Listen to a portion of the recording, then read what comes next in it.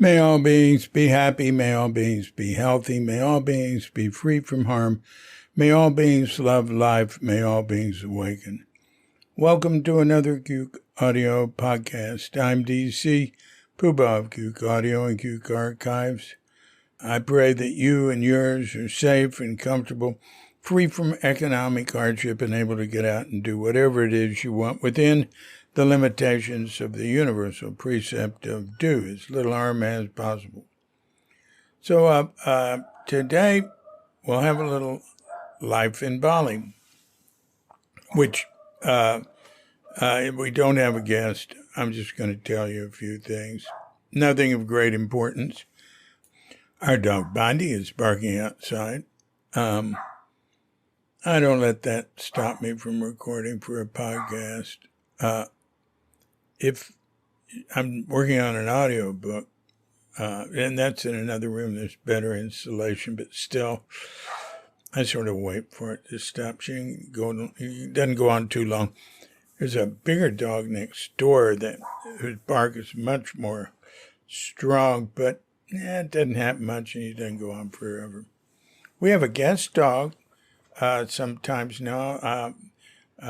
Boom Boo, actual name Bumble, toy poodle, good friends, and she was here for 6 months last year.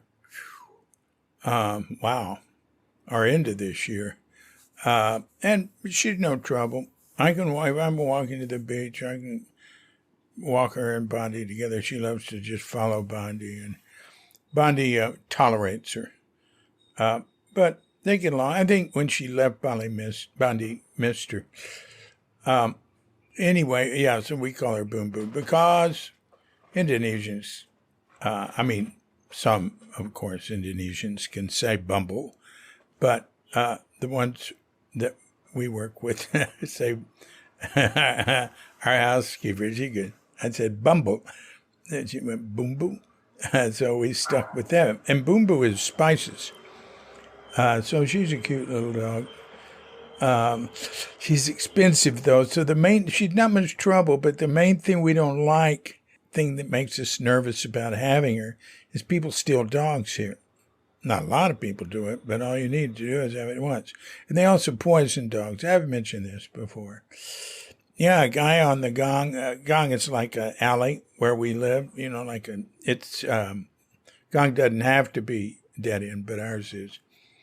Yeah, he had a nice beagle he bought for his kids. And he was walking it down Murtasari, which is a street that's just off of the larger street that's off of our Gong.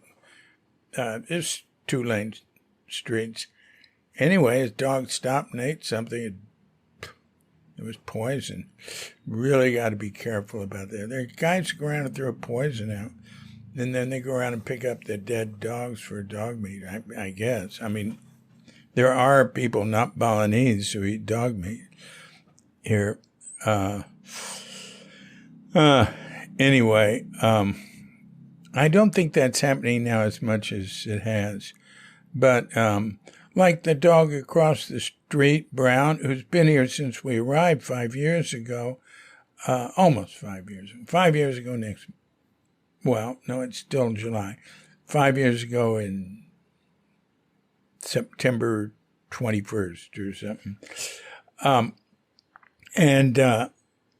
Brown, nice little dog. Maybe a little bit like Bondi, sort of different. I don't know. I'm not good at dog types, but she was small. He was small. Anyway, about a month ago, I go over there. They have a lovely, across the street, you'd never know it. They have this cheap little store in front that sells, like cigarettes and pop and tissue paper and a few things. Well, good Lord, you walk back into the back, there's the loveliest villa with a number of buildings and several beautiful bale, which are like little stages that are covered. And they can be for ceremonies mainly, but a smaller one can be for just sitting there. in the ornate work on their doors and windows, and everything is very clean. I love going in there. I can just walk in. They'll have different people living there. I can just walk in with Bondi and walk around. Anyway, I said, "Where's Brown? I haven't seen Brown." And a woman up front, she's sitting there making offering baskets, little things about 6 inches square. She said, "Disappeared." That's it.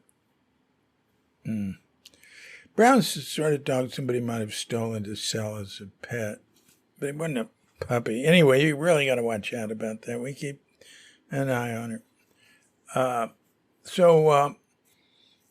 That stuff's rare, but it happens, and you'll meet people I'm very close friends of ours, Deepak and Hira, who are Indonesian Pakistani. Their parents were Pakistani, and when the Muslims kicked them out, they're Pakistani Hindus, just like they were lowly Palestinians. Muslims just took their home from them, kicked them out, and so they ended up in Jakarta, which a lot of Pakistani Hindus did. So anyway, they run a lovely health food store, natural food store called Satvika Boga. And they came to dinner here one night, and their dog had been poisoned that day at the beach. So you got to live with that. It doesn't happen often, but it can happen. And it's just part of living here. Every once in a while, some dude throwing poison out or trying to steal dogs will get caught, And here there's neighborhood justice. Oh, I would not want to be that guy. He's lucky they didn't force him to eat the poison. But they'll beat him up. My engineer, I've been working on music for the last year, about to wrap that up. I just can't spend the time on it anymore, or the money, even though I figured it's about 1/11 the cost of what it would be in the States to do. Even at that, I can't afford to do it anymore. It's great, though. BaliYuga.com. Just do that, and that goes to my bigger music site, diffusermusic.com.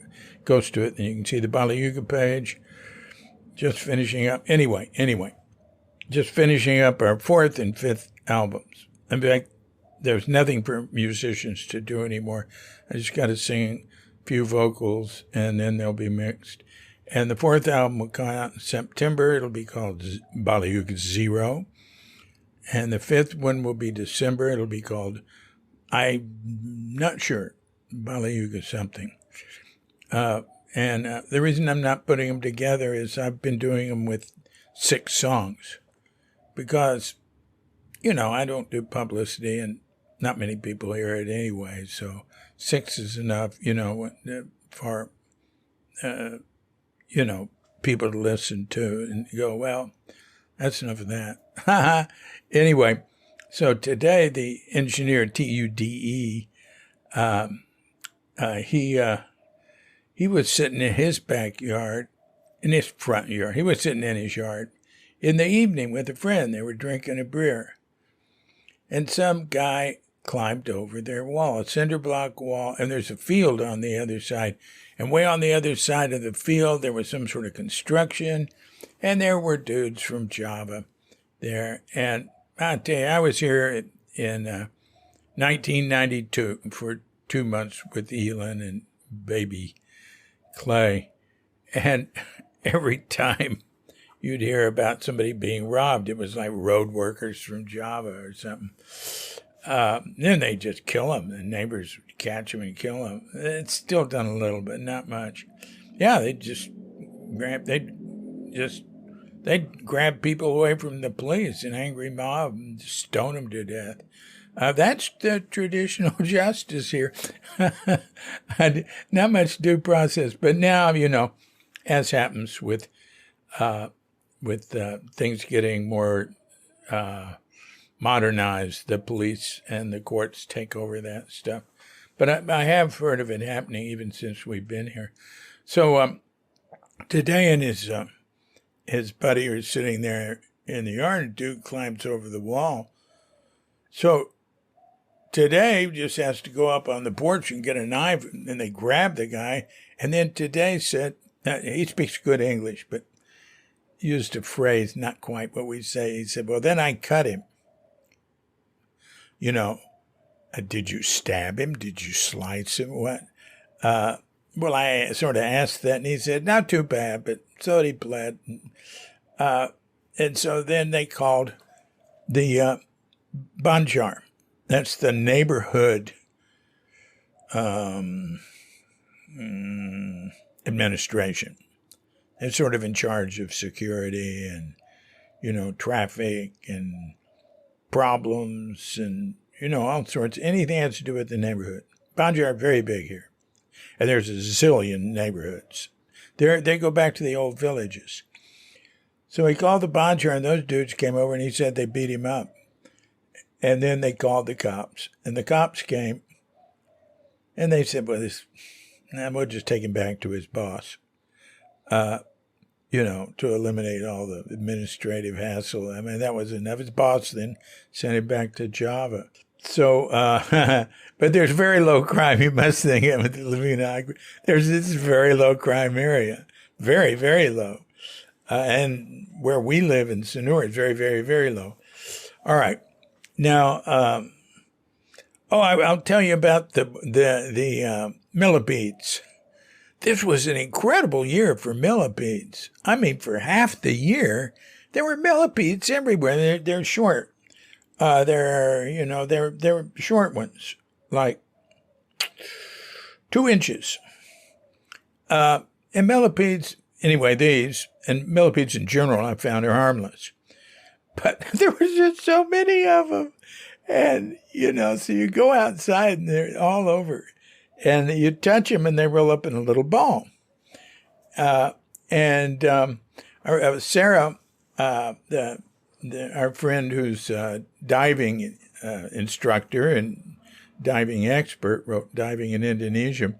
I noticed that she sent Katrinka a message, said her house was full of centipedes. Centipedes are poisonous. I think they're all poisonous. Although there's no lethal centipedes. I looked into that because I lived with centipedes in Japan. And boy, I want to tell you, do I prefer millipedes. Oh, gosh. That was the worst thing about Japan, was centipedes. God. Mukade. There's a chapter in Thank You No Gay on that. So, but they were everywhere.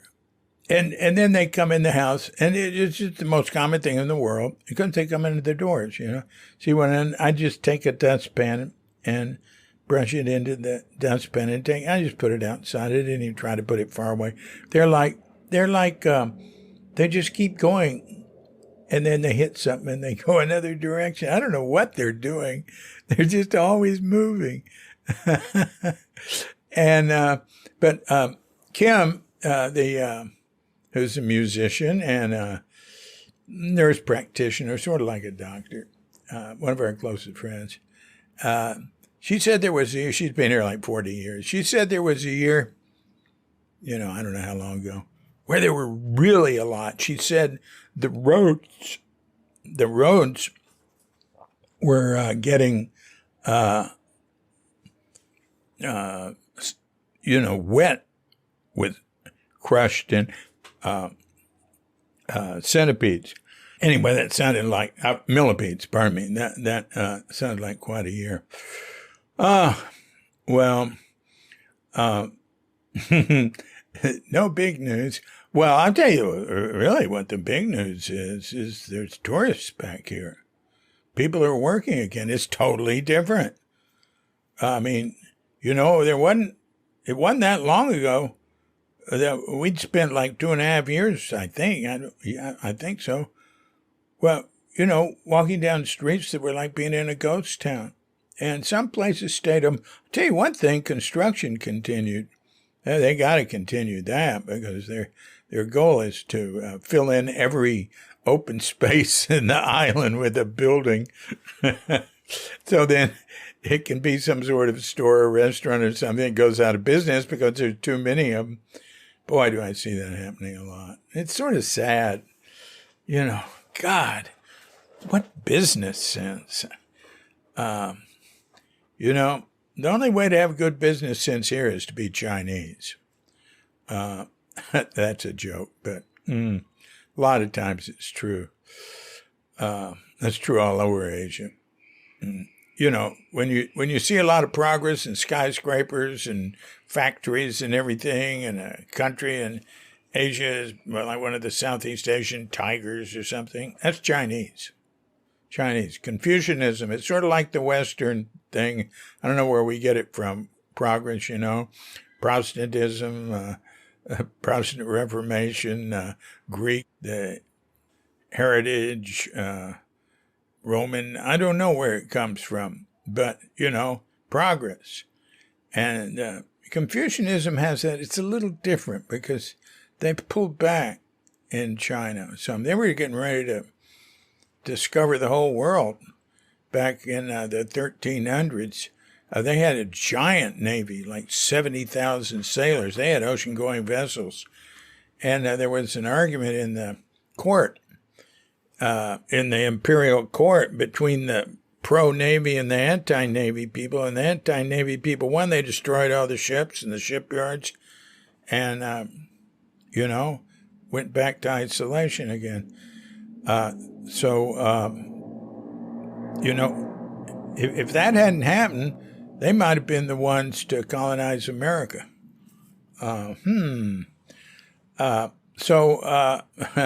Anyway, there's tourists.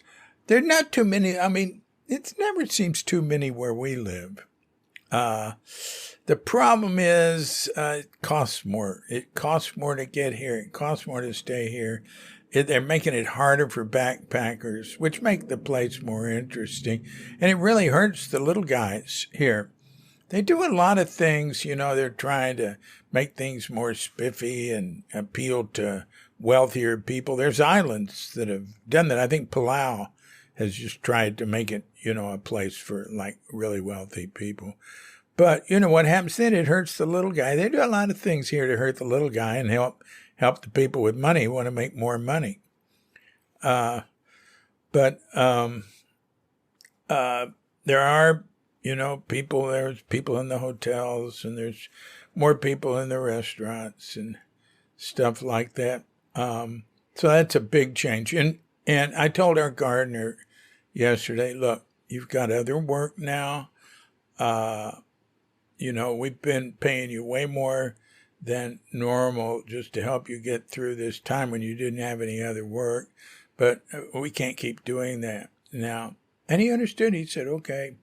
I said, so look, I want you to come every other week and still pay him twice what we should, at least. But I don't know. He has to live, and it's hardly anything. Yeah. I want to tell you, the COVID, it was, we enjoyed it. I enjoyed it. Just get more work done, go to the beach. You go to the beach and, nobody there. More and more Indonesians came. That was one of the big changes, is the local people. The beach where we go is like in front of the Mercure Hotel and the Prama Hotel. But there's a little space in between them where local people come with their motor scooters and this and that, and there'll be a little shack where they get food and stuff. And those are the people that we know. I always come in there and say hi to them and get a little something sometimes. And that's sort of fun. There's a little bit of funk there. It's sort of nice. And, the government, it seems the planners always have an idea of getting rid of the funk, I call them the charm killers. And you make everything spiffy and modern. It'll move that direction. It's hard to stop because money rules everywhere in the world. And money is a form of life that is bringing about the end of everything that we know if we don't do something about it. So anyway, that's a big change. Now, I just mentioned one other thing. I was lying in bed. No, I wasn't sleeping. Oh yeah, I was taking a nap upstairs in the guest room. And I lay there, and just as I started to go to sleep, bam, man, there was a solid bam. I knew right away that's an earthquake. That's too much for there to be a big, heavy truck, hitting a bump or something outside. And it was followed by a smaller one. So like big bam, pause, little bam. And that was it. And, it didn't have a trail. Sometimes earthquakes, and we get them here sometime, maybe not more than it would in California. It's the same. We're all in the same sort of ring. And it's very heavy in Indonesia. Indonesia has more earthquakes than everywhere else in the world combined, and more volcanoes. And, there's lots and lots of active volcanoes in Indonesia. And but anyway, there have been some devastating earthquakes here. The last one was, I think, 73. Very devastating. But I felt those. But a lot of times if you feel an earthquake, it'll sort of shake for a little bit and shake less and less, and it'll go away. This wasn't like that. This was a bam. Then like it had, what would you say, no tail. And then the little one. And then I thought, well, should I run out in the street? That's what happens. There's an earthquake. Everybody runs out in the street. I thought, I want to sleep just for a few minutes. I take these naps, these short naps. So I just wanted to take a nap for a few minutes. So I did. And I woke up. Cuke, our housekeeper, was there folding laundry, and Katrinka was there. And finally, Katrinka said, "Did you feel the earthquake?" I went, "Oh, yeah, I forgot. And Cuke said, "What?" I told her, I asked her, and she didn't speak any English. I asked her if she hadn't noticed it. I said, Cuke, it was really strong. Didn't feel it. No, she didn't notice it. It depends with an earthquake what you're doing, and sort of like how much shock absorbance you've got, I guess, something like that. So, what I told her, and then I just went online. It's so easy. You just write Bali earthquake or Indonesian earthquake. There's these sites that just have immediate reporting on, there's constant earthquakes going on. It'll have how many earthquakes today, and it's actually a volcano watch site. So it has volcanoes, earthquakes, what's happening with all that. But I wrote Bali earthquake. It came up. Last earthquake in Bali was only a 3.7, but it was right off the coast in Denpasar. And Sanur is Denpasar. It's like a beach down at Denpasar. So anyway, that's just what occurred to me just now. I just wanted to say hi. On the Zen front, I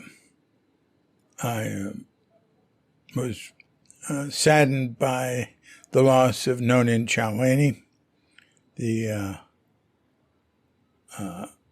he wasn't founder. Katagiri was the founder of the Omaha, Nebraska Zen Center, but Nonin was the abbot there for many years. And he and I were together in Shoganji, this little international temple in Japan.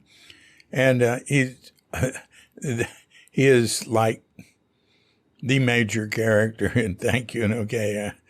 I just did a check. His name, I call him Norman in it. 401 times the word Norman in Thank You and Okay. He's a great guy, calligrapher, and very, very sharp. And boy, he really stuck with that Zen stuff. And he will be missed. But he outlived, he had lung cancer like 20 years ago, and he outlived that. So that's pretty good. This coming Saturday, I'm going to make the guest podcast about Nonin, because he and I were very close then. I will mention that last Saturday's guest, James Ford, you might want to check in on that. That's pretty interesting because he's a Zen teacher and a Unitarian minister. Okay. Thanks a lot for joining me. Oh, I will say one other thing that I never say is that, to keep Cuke archives going and these podcasts going. I know this podcast isn't anything important, but we rely on donations, and I don't like to ask for them, so I almost never ask. And lots of people I know, they're asking all the time. They ask every time, and I know I should do that and make it easier. But I sort of really, my thing is to pray, so to speak, for support, and do as little asking as possible. One thing, like, I don't like to ask people to like things on Facebook or share. I don't like to ask any of that. I just hope they do. And people say, oh, I saw so-and-so, blah, blah, blah. It was really great. And I wonder, well, are you going to share it? Are you going to tell anybody else? But it doesn't matter. Just stick it out there. And it's just something to keep me out of trouble. But if this plea for contributions moved you, you can just go to cuke.com, cuke.com, and hit the donate button. They're all over. And they'll tell you what to do. PayPal or check. And seriously, we get by because of the few contributions we get. So this has been a Cuke audio podcast, A Life in Bali. I'm DC, poohbah of Cuke Audio and Cuke Archives, coming to you from sleepy Sanur with Doggy Bandita, Feline Cuchita, and dear lovely Katrinka. We're wishing you and yours and all of us a grand awakening.